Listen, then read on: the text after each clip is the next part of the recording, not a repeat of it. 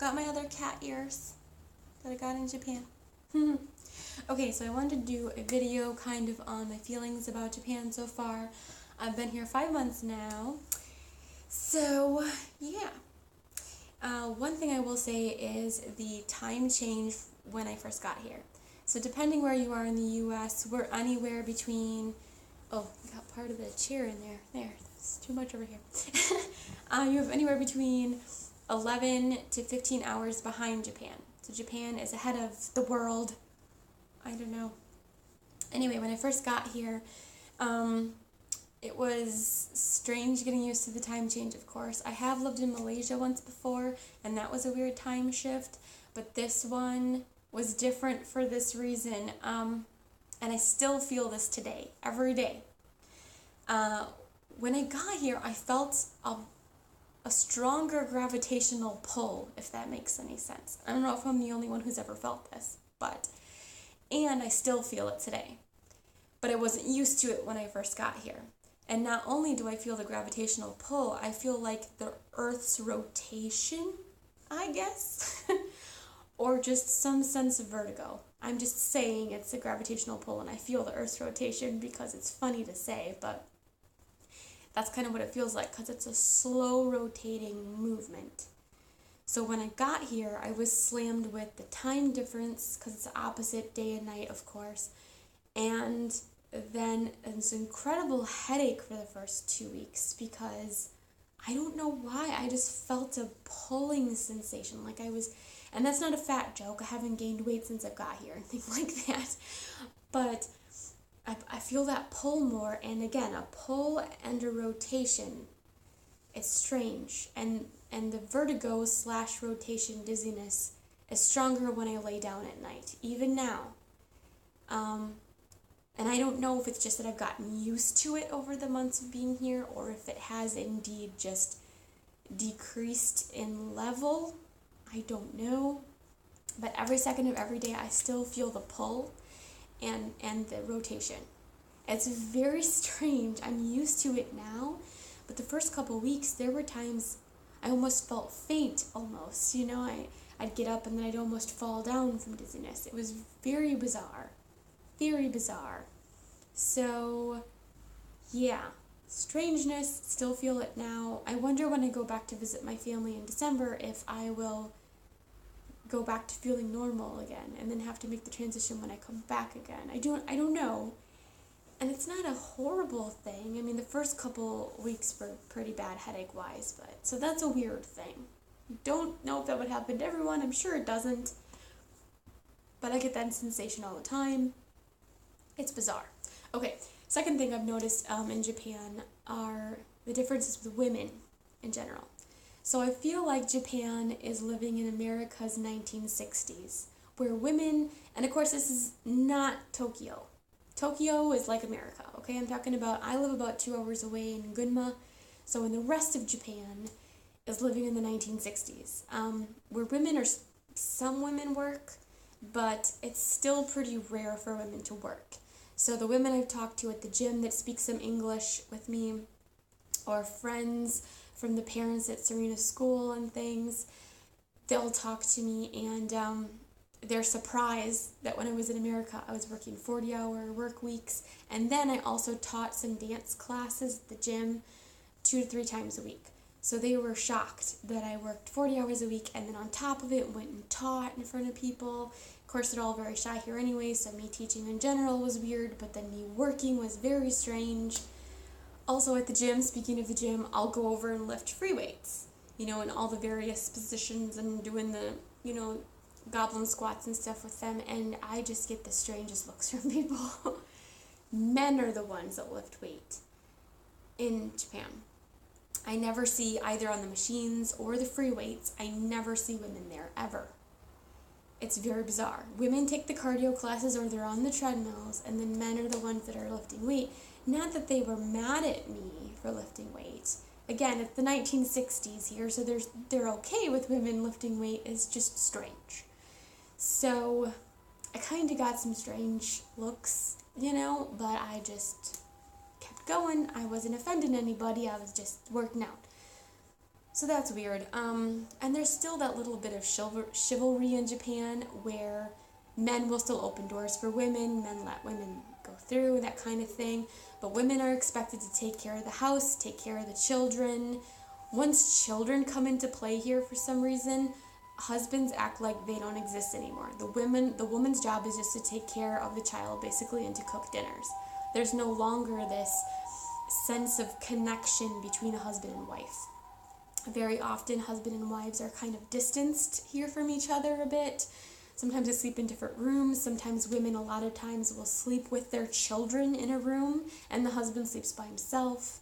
So they kind of distance that way, and that makes me sad, because I feel like my husband and I definitely do our own things quite often, but we come together every night. We come together on weekends, that kind of thing. So I would feel sad, I guess, if having Serena made us distant from each other. So that's kind of a sad thing here. But anyway, so other than that, yeah. And I do notice when they say hello to men, they bow lower than the men bow, because you do kind of do a slight bow when you say, konnichiwa, or you're greeting somebody. The other thing is the rules here. You must blend in. They have group thinking versus individualistic thinking, which I just put a video up on that if you want to see more about that. But rules are both written and there's just some unwritten rules you do and you don't do. You do not talk on your phone on the bus or you are Satan. And you get looked at as if you are. There's just things you don't do. Here there is no jaywalking, basically. People will wait until that little red walking guy turns green and to cross the street. Even if the lights are red and there's quite a pause, they're still waiting to make sure they can go. I mean, they're very on time as well. They're very prompt, which I love because I've always been very prompt. I've worked with people who come in late all the time, and that kind of bothers me because then they get paid the same as I do and they don't start at the same time I do. Here, if you're late, it's a problem, and everyone will tell you all day long that it was a problem, so you won't make that mistake again. Another thing is they help to an extreme level. And again, on my individual versus group, I kind of talk about their extreme customer service, but it's extreme. You walk into a store in the mall and people will say, just let me know if you need anything. I kind of prefer that because sometimes I just want to shop by myself. Here they'll kind of be like, what are you looking for? Let me get it for you. Are you sure? Da, da, da. Or in a store in America, you'll say, where do I find such and such item? And they'll say, aisle 5 on the left side. Here they'll walk you to the item and make sure it's to your liking. And if it's not, they're going to do what they can to find exactly what you need. So customer service is extreme. Another thing I found strange, and I know it sounds weird, but them saying hi to strangers. I don't know. I'm just not used to it, I guess. When you get out of an elevator and you're walking into a lobby, someone else is walking into an elevator. At least most people don't feel the need to be like, oh, hello, good morning. Or walking down the street, every person that you're passing, saying hello to. It just seems bizarre to me, but here they do that. If it's morning and I'm taking my kid out to the bus stop, I always pass by a few other people in the morning, and they're all like, Ohayo gozaimasu, ohayo gozaimasu, and I'm like, ohayo gozaimasu. I say it back to them, still nice, and lately I've been trying to even initiate it. Sometimes I'm even like, konnichiwa, before they say it to me, and I'm like, I said it first. But it's so weird. Or at night, it's konbawa, which also means like good evening. So they say it to you all the time, everyone. They pass you, konbawa, konbawa, konnichiwa, and you're just like, ah. So many strangers saying hi to me. I know it's not a big thing, obviously. It's just something to get used to. Here, they say hi to everyone. Another big thing, the last thing we'll talk about, is the convenience aspect of Japan. In the way that they have convenience stores, like 7-Elevens and stuff, are basically every block. And at convenience stores here, you bring your bill, your internet bill, your electric bill, to a 7-Eleven and pay your bill at the convenience store. There's no sending in a check. There's no automatic whatever online like we're used to.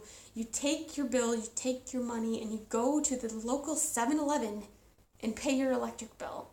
I just think that's hilarious. And of course, it's got all the normal things there. 7-Elevens here are not gas stations, they're just convenience stores. You have an ATM machine, you have a copy machine, you can even buy train tickets from the convenience store. Super convenient. And the vending machines is ridiculous. Again, about 2 a block, I would say on average. You walking down the street and it's mainly drink machines. They don't do much eating.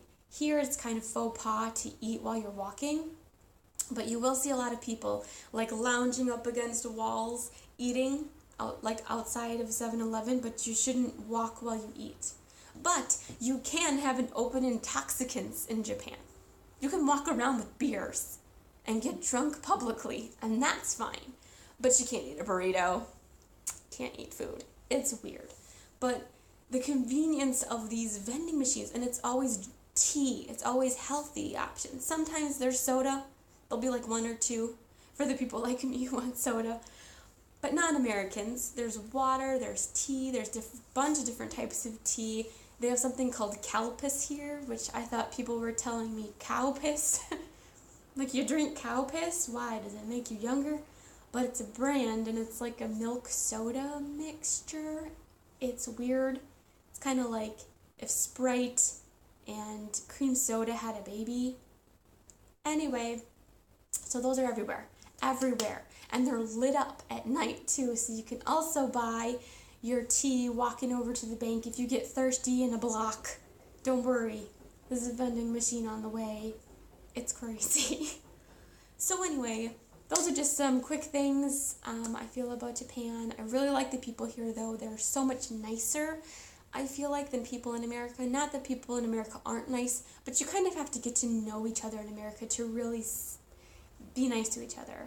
When you walk across, a store or something, or you're just talking to people in line and waiting to get your groceries in America, you may have some quick pleasantries, but here they are nice to a fault. Everybody is very nice.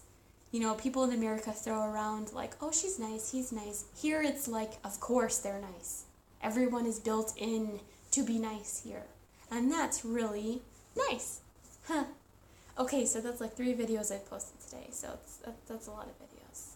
Anyway, because you missed me, right? You're like 5 viewers out there. You missed me. Okay, so anyway, thanks. Bye!